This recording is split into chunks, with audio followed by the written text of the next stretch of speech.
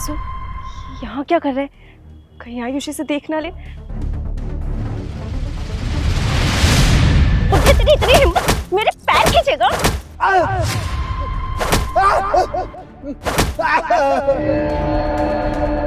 पैर पकड़ेगा मेरे? शिवानी, क्या कर रही हो ये? क्यों मार रही हो इस बेचारे को? आयुष, ये बुढ़ा ना मेरे पैरों पे हाथ फेर रहा था, मुझे छेड़ने की कोशिश कर रहा था। देखो शिवानी, हो सकता है तुम्हें गलत फहमी हुई हो। इस बेचारे को ठंड लग रही होगी तो तुमसे कंबल मांग रहा होगा। जब तुम उधर कंबल बांट रहे हो तो इस बुढ़े का क्या मतलब बनता है मेरे पैरों को छूकर कंबल मांगने का? यार शिवानी, क्या पता वो गूंगा हो, इसलिए तुम्हारे पैर छू रहा हो। अरे मैं मानती हूँ ये गूंगा है, लेकिन अंधा तो नहीं है ना? और इसको दिख नहीं रहा क्या कि उसके बाद इसी का नंबर आएगा? अगर ऐसी बात है ना तो इस बुढ़े को मैं बताता हूँ, शक्ल दिखाओ इसकी। आयुष, क्या जरूरत है इस बुढ़े की शक्ल देखने की? और मेरा ना यहाँ पे खड़े होने तक का मन नहीं कर रहा। वैसे भी हमने कंबल बांट दिया है ना, हम चलते हैं यहाँ से। ठीक है शिवानी, छोड़ो इसे, चलते हैं। पैर छोड़ मेरा। ओए बुढ़े, पैर छोड़ मेरे पति के। मैंने कहा पैर छोड़ मेरे पति के। अरे पैर छोड़ मेरा।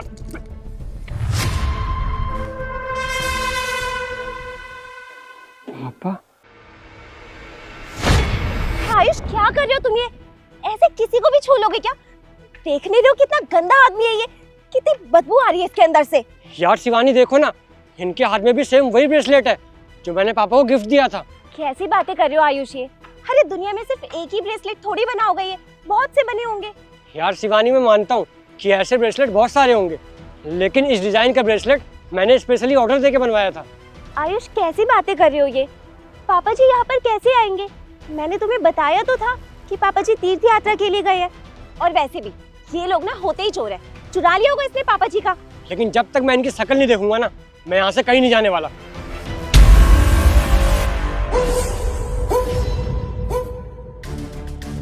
पापा, पापा आप ठीक तो हो ना? आप यहाँ कैसे आए? पापा शांत क्यों, कुछ तो बताओ। अरे भैया, ये क्या बताएंगे, ये तो पागल हो चुके हैं। क्या? मैं कुछ समझा नहीं। आप इनको पापा क्यों बोल रहे हैं? आप इनके बेटे हैं क्या? हाँ, मैं इनका बेटा ही हूँ, पर ये कुछ बोल क्यों नहीं रहे? भैया, ये तो 6 महीने से यहीं पर हैं। जब आए थे तब तो ठीक थे, लेकिन अपने बेटे का इंतजार करते करते ये तो पागल हो चुके हैं। भाई, मुझे कुछ समझ नहीं आ रहा है, आप मुझे बता सकते हो कि इनकी ये हालत कैसे हुई? भैया, मुझे ज़्यादा कुछ तो नहीं पता है, पर हाँ, जब ये ठीक थे ना, इन्होंने मुझे बताया था कि इनका बेटा ना फौज में रहता है और उनके पीठ पीछे इनकी बहू ने इन्हें घर से निकाल दिया। मैंने तो इनसे कहा भी था कि अगर आपको अपना पता मालूम है तो मुझे बता दीजिए, मैं आपको पहुंचा दूंगा, लेकिन इनकी याददाश्त इतनी कमज़ोर है कि ये मुझे कुछ बता ही नहीं पाए। अबे ओए पागल, क्या बोले जा रहे तू? और आयुष, तुम ऐसे किसी की भी बातों में आ जाओगे क्या? चुप करो शिवानी, झूठ ये नहीं, झूठ तुम बोल रही हो। और अगर मेरे पापा तीर्थ यात्रा पे गए हुए थे तो यहाँ कैसे आए? भैया, आप खुद सोचिए ना, अगर ये तीर्थ यात्रा पर गए होते तो इनके पास बैग पैसे कुछ तो होते, लेकिन जब ये यहाँ पर आए ये तो खाली हाथ थे। हाँ, तो इसी ने ही पापा जी का बैग और पैसे चुरा लिए होंगे। मैं तो कह रही हूँ ना, यही चोर है, इसको पुलिस के हवाले करो।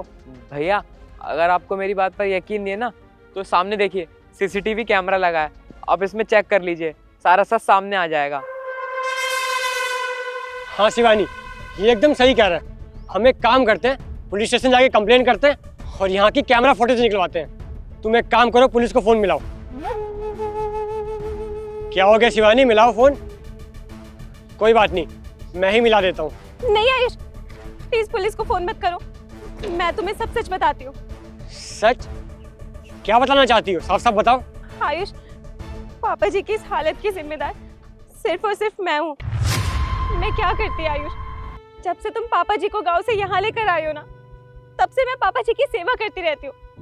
तुम्हारा क्या है, तुम तो बॉर्डर पे चले जाते हो, तुम्हारे पीछे से ना मैं पापा जी की सेवा करती हूँ। जब तक पापा जी गांव में थे, मैं अपनी लाइफ अच्छे से जी रही थी, घूम फिर पाती थी, एंजॉय कर पाती थी। लेकिन जब से पापा जी यहाँ आए हैं ना, मुझे तो ऐसा लगने लगा था कि मैं जेल के अंदर कैद होकर रह गई हूँ। इन्हीं सब चीजों से मैं परेशान हो गई थी और मैं अच्छे से जानती थी कि पापा जी को भूलने की बीमारी है, और बस इन्हीं सब का मैंने फायदा उठाया।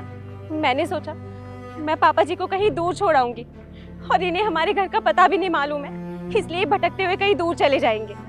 और जब कोई पापा जी को भटकता हुआ देखेगा तो वो इन्हें खुद वृद्धाश्रम छोड़ आएगा। लेकिन मुझे सच में नहीं पता था कि पापा जी की ऐसी हालत हो जाएगी। प्लीज मुझे माफ कर दो। तुम्हें जरा भी शर्म नहीं आई मेरे पापा के साथ ये सब करते हुए, जबकि तुम जानती थी कि मेरा इस दुनिया में मेरे पापा के अलावा कोई नहीं है। अरे तुमसे मांगते ही क्या थे, सिर्फ 2 वक्त की रोटी, वो भी तुमसे चैन से दी नहीं गई ना।